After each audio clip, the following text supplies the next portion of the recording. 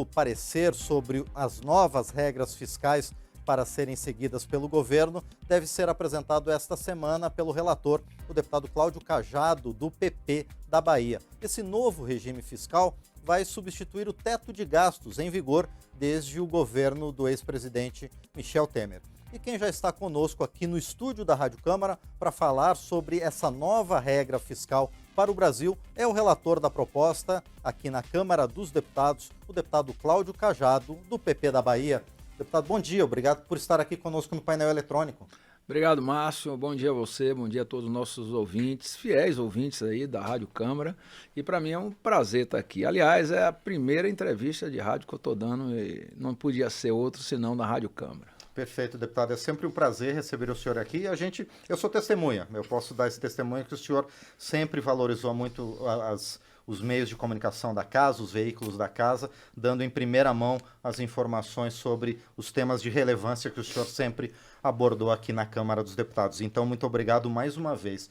Deputado Cláudio Cajado, o senhor já antecipou que, no seu parecer, deve haver um mecanismo que impeça que mudanças de governo facilitem essas alterações nesses parâmetros de despesa, não é isso, deputado? Isso, Márcio. Eu já pude antecipar esse ponto do relatório, que é justamente o fato de que nós queremos ter um marco fiscal mais longevo, mais estável e, consequentemente, mais efetivamente aplicável. Para isso, nós estamos aqui trazendo da LDO para o corpo do texto do projeto de lei complementar. Isso, na minha opinião, dará mais segurança e mais, digamos assim, demonstração de que o marco fiscal veio para ficar e não algo que você poderia eventualmente ir alterando na lei de diretrizes orçamentárias, que em média, você sabe que eu sou há muito tempo da Comissão de Orçamento, nós mudamos 3 vezes ao ano a LDO.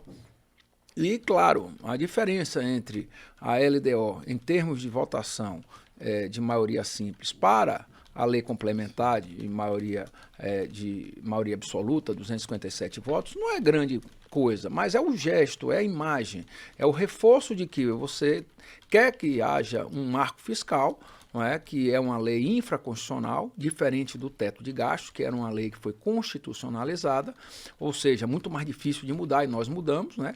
Então, a alteração também poderia ocorrer, seja em LDO, seja na lei complementar, mas nós estamos na ideia de que seria um exemplo, seria uma demonstração de que esse marco fiscal deve ser levado a efeito, não é? Por este governo e por os próximos governos, até porque todos têm aqui mais ou menos demonstrado de que essa lei não é de um governo, mas de vários governos, mas acima de tudo do país, que precisa de uma lei que faça com que as contas públicas sejam equilibradas com responsabilidade fiscal e também com responsabilidade social. Deputado Cláudio Cajado, outra coisa que o senhor está estudando, por parecer, é um contingenciamento obrigatório de recursos ao longo do ano, caso essa meta fiscal esteja ameaçada ao longo do período. Isso vai acontecer, deputado? Aí você já quer um furo, né, Márcio? Porque o relatório ainda não está pronto e o que eu tenho recebido é muitas críticas e sugestões nesse sentido. Por quê? O projeto original do governo do presidente Lula, ele apresentou duas sanções, digamos assim, que chama-se, os acadêmicos, de enforcement. Quais foram? Primeiro, se você não atingir a meta do resultado primário, você primeiro enviaria uma mensagem, uma carta para o Congresso explicando as razões pelas quais não conseguiu atingir a meta.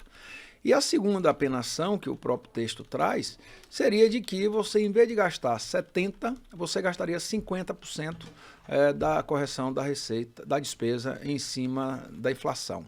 Ora, a maioria dos colegas, dos deputados que eu tenho conversado, acham isso muito pouco.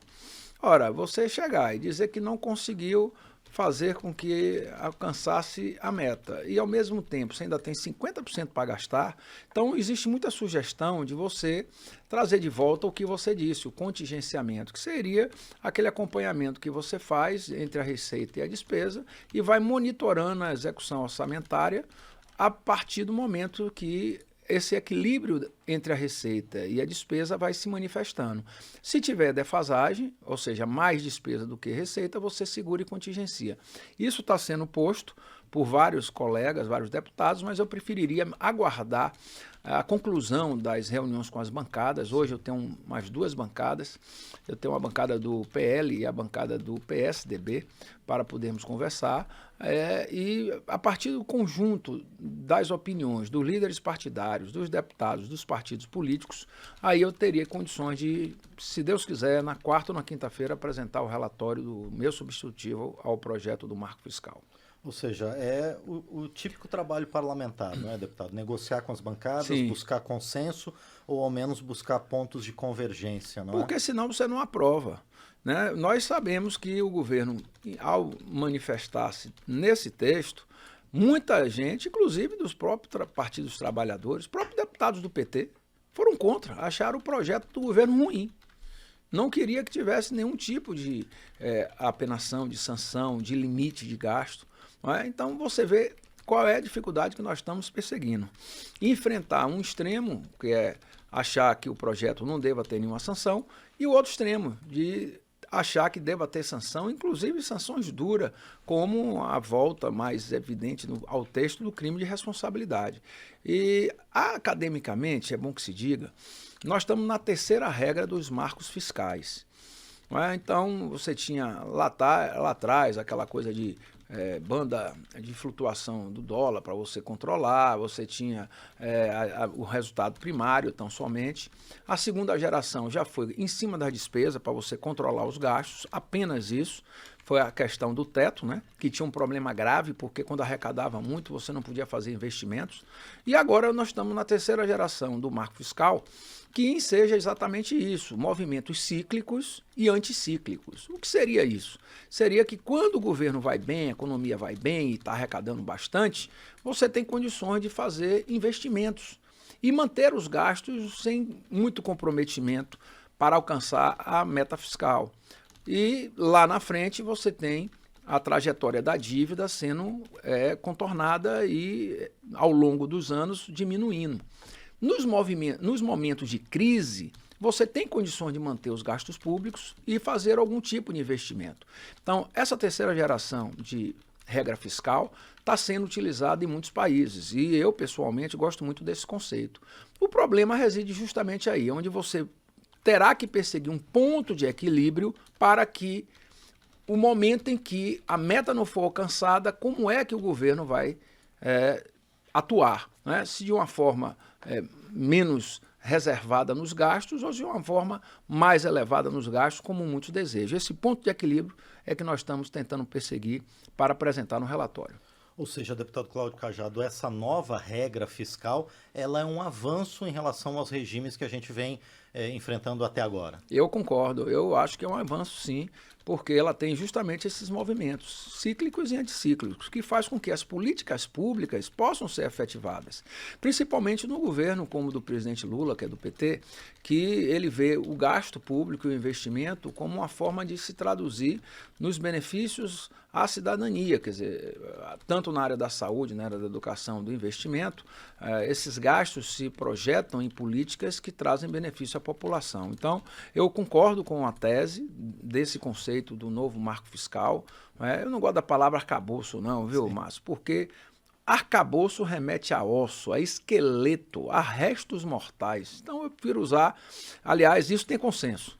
O primeiro consenso do marco fiscal, vamos chamá-lo de regime fiscal sustentável, por conta justamente de ser uma lei que passa esse governo, vai para outros governos, e que é uma lei moderna, que é uma lei atualizada, e é uma lei que tem parâmetros críveis de possibilidade de muito dar certo, principalmente se o governo conseguir, como eu acredito, elevar a sua receita e botar pelo menos 100 a 120 bilhões nesse ano para dentro dos cofres. Mas, deputado Cláudio Cajado, isso não significa um aumento na carga fiscal? Não, não. Eu não vejo espaço aqui na Câmara para que haja aumento de carga tributária. Até porque nós estamos com um projeto, que é o relator, meu colega de partido, o deputado Aquinaldo Ribeiro, que vai relatar logo em seguida, esperamos, a reforma tributária. Aliás, o presidente Arthur Lira, ao conversar comigo, quando me designou relator desse projeto do Marco Fiscal, ele me disse que queria celeridade na aprovação do projeto, porque logo em seguida ele quer pautar a reforma tributária para que nós possamos ter a Lei de Diretriz Orçamentária votada já com os parâmetros do Marco Fiscal e da reforma tributária definidos. Isso vai trazer credibilidade, segurança, efetividade da política fiscal e vamos atingir o quê? A política monetária, que é justamente a queda dos juros. Então você não pode pensar que o juro vai cair por vontade dos governantes. Você tem que dar demonstrações claras. E ao votarmos esse marco fiscal e em seguida a reforma tributária, o Congresso está dando um passo importantíssimo no sentido de fazer com que o Banco Central, analisando os números e a participação do Congresso nas políticas fiscais, possa sim reduzir os juros. E aí, eu não tenho dúvida, o crescimento econômico do Brasil, que cresceu nos anos de pandemia, imagine com todas essas estruturas e regramentos legais, fiscais equilibrados, nós vamos dar um salto quantitativo e qualitativo de crescimento econômico como nenhum outro país. Agora, deputado Cláudio Cajado, ao mesmo tempo em que essas questões econômicas estão sendo discutidas aqui na Câmara, também há a perspectiva de instalação de algumas comissões parlamentares de inquérito. Uma mista, nos atos do 8 de janeiro, e 3 comissões aqui na Câmara. Essa movimentação, de certa forma, mais política, não pode atrapalhar um pouco esse cronograma, deputado? Eu não acredito, não. Eu não acredito porque há uma maturidade, pelo menos é o que eu tenho conversado no plenário com os deputados, de que esse projeto do Marco Fiscal, ele é fundamental para o país. E se nós não votarmos ele, nós vamos ter 2 problemas. Primeiro, como é que ficaria a PEC da transição que, quando nós votamos, estabeleceu-se que até agosto chegaria uma lei enviada pelo Executivo estabelecendo um novo regime fiscal. O governo federal, o governo Poder Executivo, ele se antecipou de agosto para agora, o mês de abril, já estamos em maio, né? Mas ele se antecipou para o mês de abril e apresentou o relatório do projeto do novo Marco Fiscal. Muito bem. Se nós não votarmos o Marco Fiscal, o que é que vai prevalecer? A lei do teto de gasto. E aí vai ser um caos. Por quê? Porque o teto de gasto foi uma lei que foi importante ao seu tempo, mas que hoje revelou-se frágil. Porque nos movimentos de crescimento econômico, você não tem condições de aumentar a base das políticas públicas que beneficia principalmente as pessoas mais vulneráveis. Veja, por exemplo, o Bolsa Família. Aumentou-se de 400 para 600 reais. A política que o atual governo quer fazer no salário mínimo. A política de valorização dos servidores. Né? Então, nós temos que realmente abordar essa questão dos recursos públicos como uma forma de induzimento ao desenvolvimento econômico e social, e o teto de gasto não permitia isso. O marco fiscal permite. Portanto, se nós não votarmos e houver contaminação, que eu não acredito, dessas CPIs para que atrase a votação ou que venha a comprometer ideologicamente essa lei, que para mim não tem governo nem oposição, é uma lei do país, ela ficaria prejudicada. Mas não acredito que o seja, justamente pelas razões que aqui eu expus. A maturidade do parlamento, daqui da Câmara, de entender que essa lei é importante, que ela tem que ser votada. Legalmente ela é necessária, porque senão prevalece o teto de gasto, e nós precisamos avançar nessa agenda que o presidente Arthur Lira deseja, da reforma tributária, da LDO, para que quando chegar em agosto desse ano, nós tenhamos a lei orçamentária para 2024 totalmente balizada com esses parâmetros concretizados. Isso vai dar segurança, credibilidade e um orçamento muito realista para 2024. Deputado, o senhor citou, deputado Cláudio Cajado, o Bolsa Família e o salário mínimo como programas, como ações sociais desse governo. Há também alguns pontos que no projeto original enviado pelo Poder Executivo, algumas despesas ficam fora desse limite de gastos públicos. O senhor também está estudando essa questão? São as chamadas excepcionalidades. Estamos.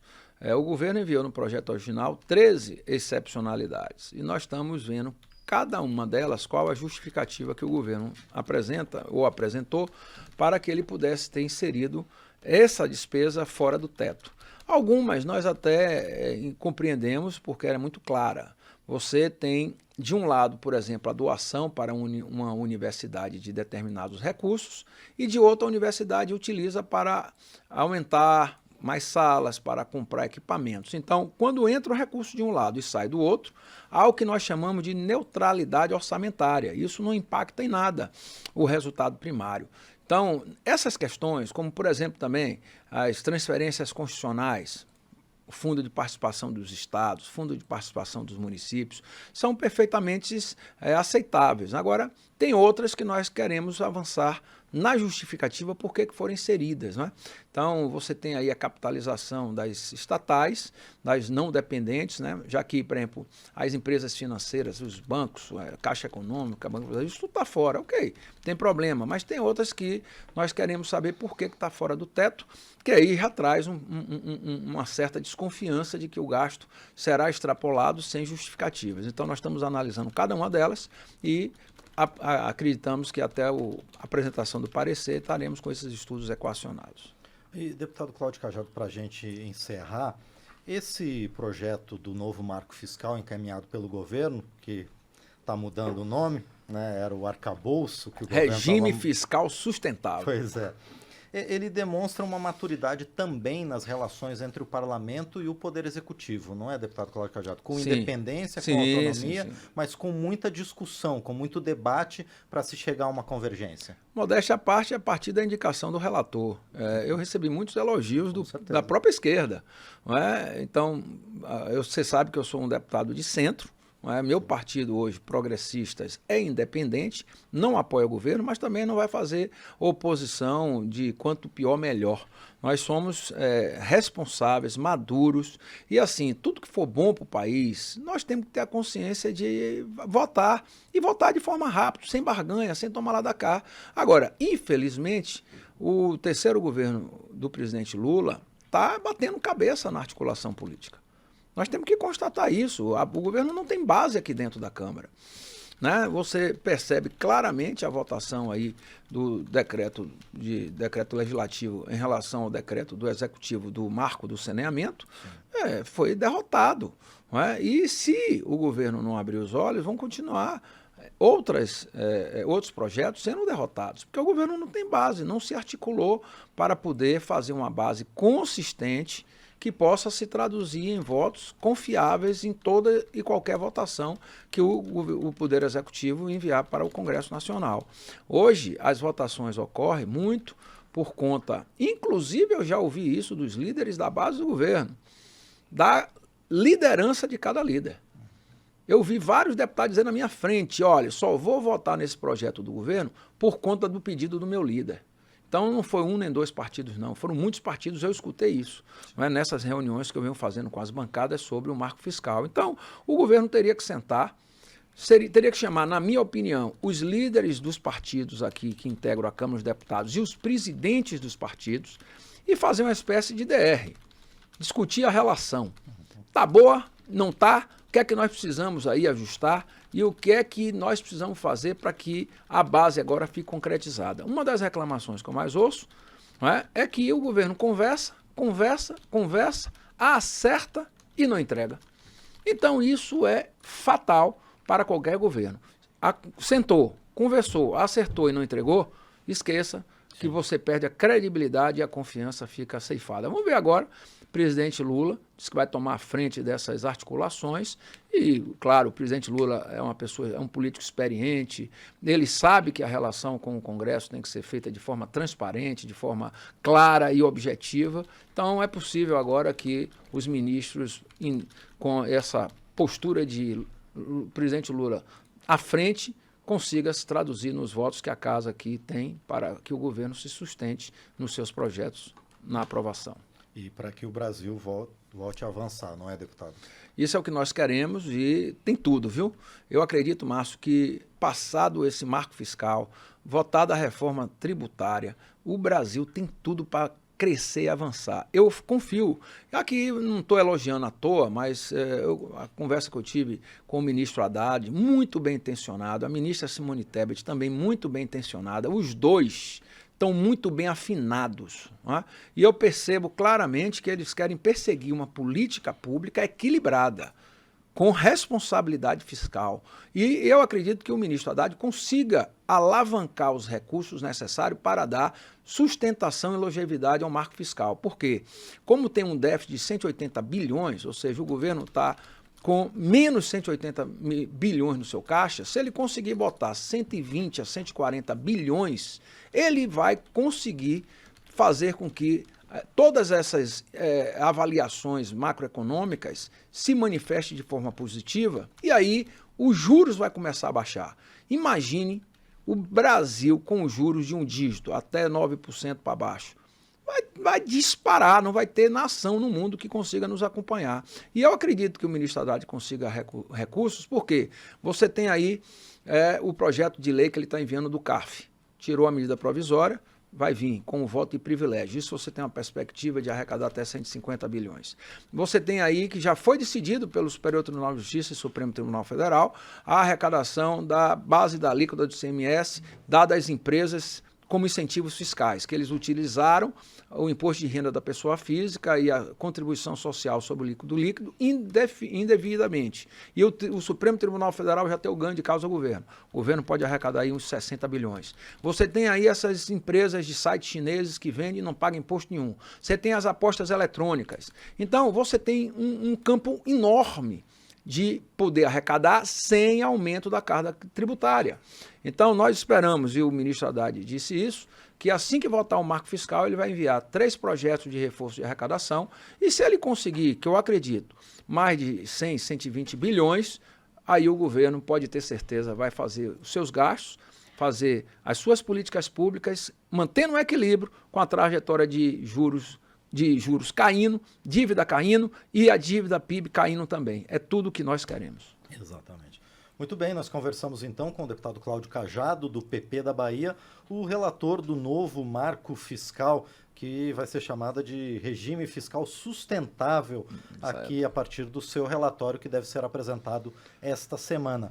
Deputado Cláudio Cajado, então, mais uma vez, muito obrigado por sua presença aqui e desejo também sucesso ao senhor na continuidade das negociações com todas as bancadas aqui da Câmara. Muito obrigado. Eu que agradeço, Márcio. Parabéns à Rádio Câmara. Vocês são profissionais de altíssimo gabarito, altíssima competência. Eu fico, assim, muito lisonjeado em ter recebido o convite e poder conversar com vocês aqui, com nossos ouvintes aí da Rádio Câmara. Bom dia a todos e fiquem com Deus. Nós é que agradecemos mais uma vez ao deputado Cláudio Cajado, do PP da Bahia, que esteve conosco aqui no painel eletrônico.